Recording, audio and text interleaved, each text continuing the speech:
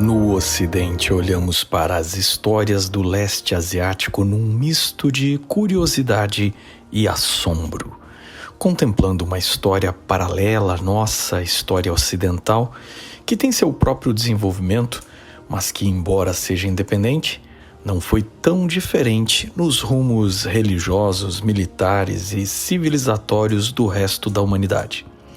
Assim como no Ocidente, à sua própria maneira, eles criaram cidades, escrita, arte, religião, leis e impérios. Mas quando olhamos para o Oriente, mais do que o estereótipo na diferença anatômica do formato dos olhos,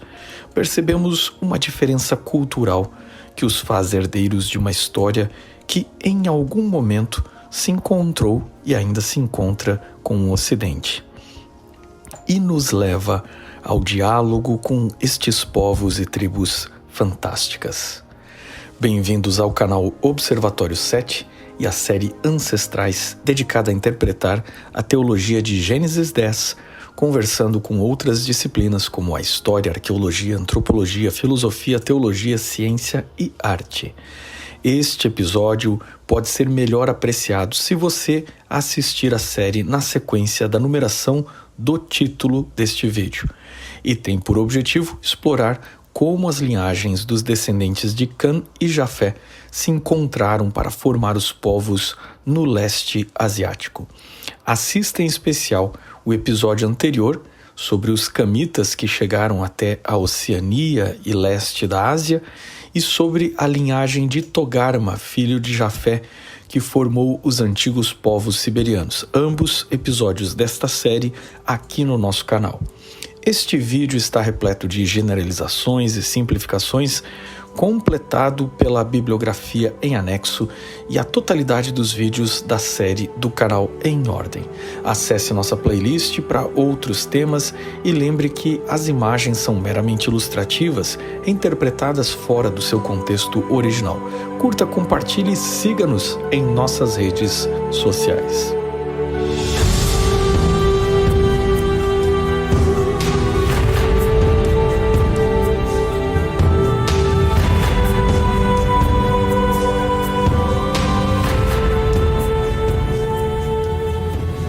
Evidências na forma de dentes humanos e ferramentas de pedra lascada de tecnologia relacionada aos caçadores nômades do Paleolítico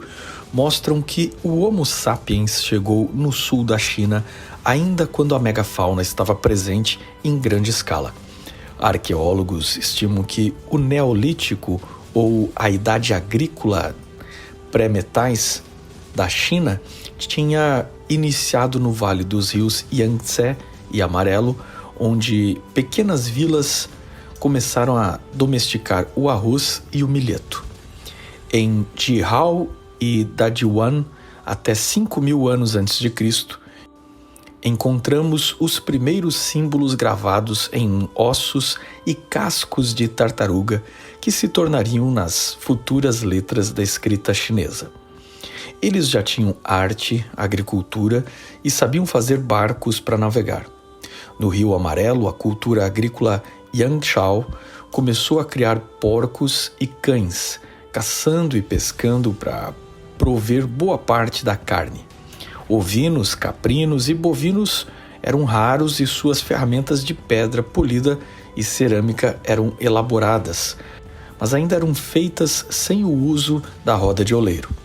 As casas eram cabanas de teto de palha, montadas em círculo com paredes de armação feitas de galhos e lama, onde dentro destas a comida era pendurada, tendo um pequeno banco e ficava na parede com a lareira ao centro. Entre eles se achou a estátua de um dragão, que é a figura dragônica mais antiga do mundo conhecida, até hoje adorado pelos chineses, especialmente da dinastia Han. Os Han, hoje a maior etnia da China, compondo mais de 90% da sua população, reclamam origem no norte da China, justamente como descendentes do que eles chamam de Huaxia, que seria uma confederação de tribos que deu origem aos chineses que viviam nesta região do Rio Amarelo. A cerâmica neolítica Yangzhou evoluiu para o uso da roda de oleiro durante o período de Longshan, no Neolítico do Rio Amarelo, quando começou a surgir a domesticação de ovelhas e gado, embora cães ainda fossem consumidos como alimento por eles. Surgiu a seguir a produção da seda a partir do controle do bicho da seda. No campo religioso, temos indícios de sacrifícios humanos ocorrendo nessa época e o uso de ossos para rituais de adivinhação, algo conhecido na história da China ancestral e suas primeiras dinastias. O período seguinte, a cultura Daowenkou, que foi simultânea à Suméria do Oriente Médio, apresenta uma evolução das culturas citadas anteriormente, embora se reconheça em certos períodos que estas culturas foram simultâneas. A cultura Daowenkou tornou o arroz o cereal mais importante e os porcos eram 85% da dieta de carne consumida por eles, sendo o animal doméstico mais importante dos antigos chineses. Eles também domesticaram as galinhas e consumiam peixes e frutos do mar. A cerâmica tornou-se ainda mais elaborada, imitando formas de animais, produzindo taças, produzindo pinturas e até imitando joias como pulseiras e anéis de cerâmica. Já usavam colares de jade e pentes de marfim, embora o metal ainda fosse desconhecido e os enxós eram feitos de pedra. Existe uma suspeita de que os Daowenkou eram uma evolução cultural dos que habitaram na aldeia de Jihao e percorreram o rio, cresceram em número até se organizarem de forma militar. Fisicamente, sua dentição tem características dos povos do leste asiático e cada vez mais diferentes das populações do sudeste asiático, e mais parecidos com os do norte e do leste, que estavam vindo da Sibéria e Mongólia. Outros veem uma semelhança cultural com os ancestrais austronésios, e ainda os sinais neolíticos achados na sua cultura têm sido conectados à proto-escrita chinesa da dinastia Shang, que governou esta mesma região 2000 anos antes de Cristo, sucessora da dinastia Xia, que, segundo a tradição chinesa, foi fundada por Yu, o Grande, depois que Shun, o último dos 5 imperadores, lhe deu seu trono. Embora a dinastia Xia seja vista como lendária, muitos historiadores têm identificado ela como a cultura arqueológica Erlitou, porque nesta cultura, que inicia a Idade do Bronze chinês, é contemporânea e manifesta as características da dinastia Xia e Shang. Entretanto, precisamos voltar alguns passos atrás e entender que estamos falando de pelo menos 2 rotas migratórias de Homo sapiens para o Oriente, de linhagens diferentes que compuseram os leste asiáticos, e das quais possivelmente temos várias ondas migratórias e várias misturas e ramificações. Durante o fim da era glacial, os caçadores siberianos estavam se ramificando, e além dos grupos que formaram os nativos siberianos, as tribos que se formaram na Mongólia deram origem aos povos turco-mongóis, e um a um, outro grupo de caçadores que migrou ao leste, divergindo em 3 novos grupos ou linhagens, sendo o primeiro deles de novos caçadores siberianos, que foram até o extremo leste da Rússia, o segundo de caçadores que percorreram entre o lago Baikal na Rússia e a região de Amur, ou a Manchúria chinesa, e o terceiro que se tornaram os agricultores do Rio Amarelo e que interagiram com tribos e linhagens humanas que estavam vindo do sul da China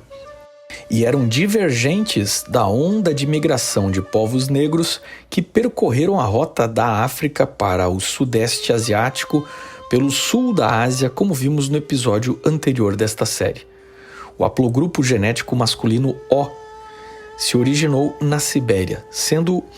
aparentado com os norte-siberianos da genética NO. E esta leitura genética combina com a história contada há pouco sobre a migração dos caçadores siberianos, tendo dado origem a 80% dos atuais chineses, japoneses e coreanos, que pertencem ao haplogrupo genético O, sendo que, portanto, a maior contribuição genética para os orientais conecta os chineses, japoneses e coreanos muito mais aos filhos de Jafé e seus descendentes na Eurásia Central e Norte do que com as linhagens dos camitas, que vieram pela Ásia Sul e Sudeste. Culturalmente, os cultos xamânicos encontrados na China e no Japão primitivo são muito mais alinhados aos xamãs turco-mongóis ou aos povos da estepe do que ao animismo do sul e sudeste asiático. Embora o shintoísmo japonês e religiões da China tribal parecem ser descendentes de conceitos animistas, ainda que o povo Ainu, os indígenas do Japão, seja claramente adepto do xamanismo e até uma forma de totemismo, que nos lembra muito os caçadores siberianos e a relação destes caçadores paleolíticos com a figura totêmica do urso,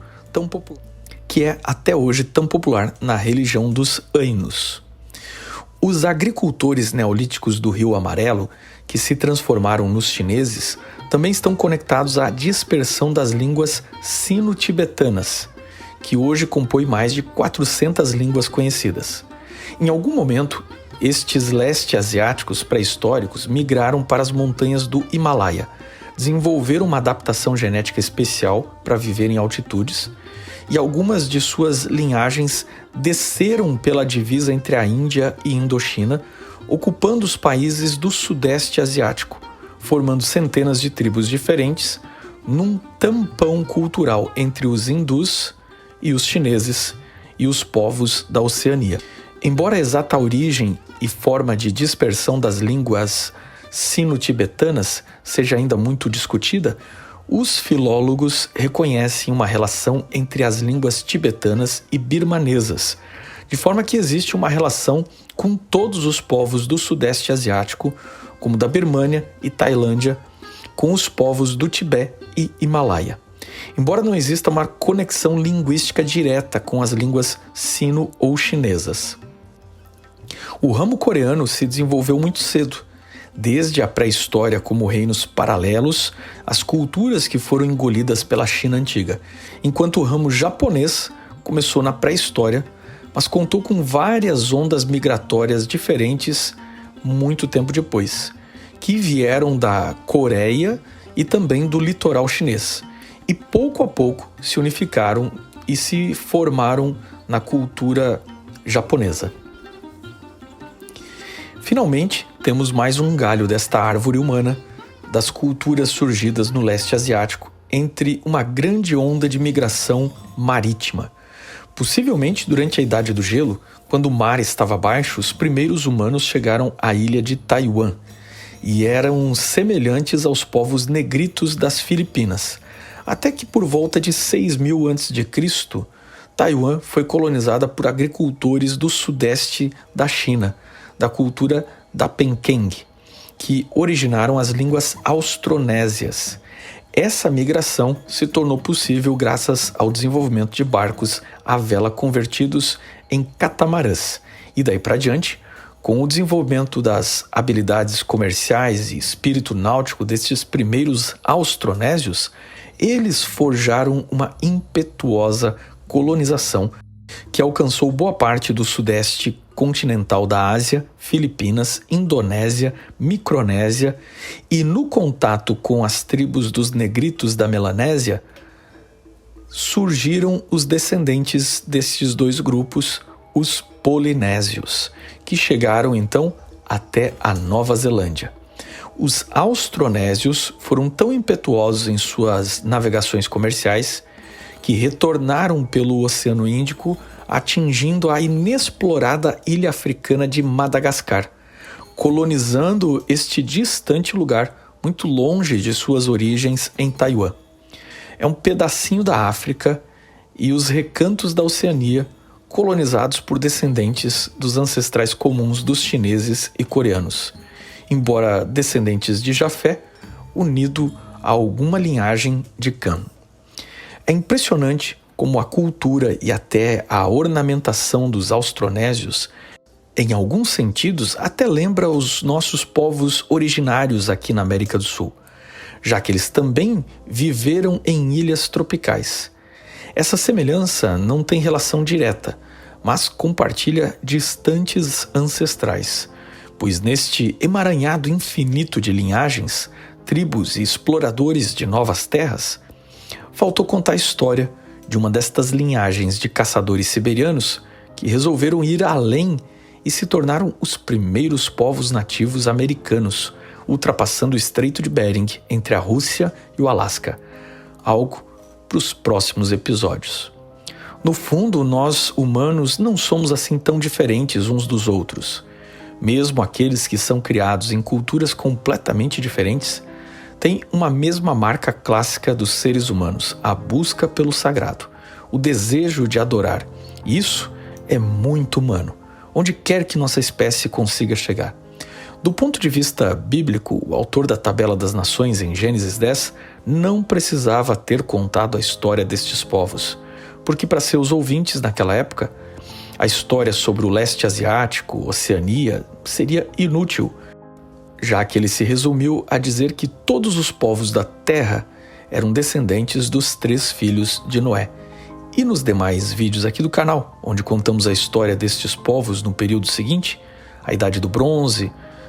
ou a Idade do Ferro, somos capazes de reconhecer as antigas tradições e crenças que, embora obviamente tenham divergido e incorporado elementos geográficos e culturais locais, ainda contam a mesma história sobre as origens humanas e um Deus Criador celestial. Confira nos episódios sobre a China e Oceania ancestral e nos acompanhe até a busca dos nossos ancestrais.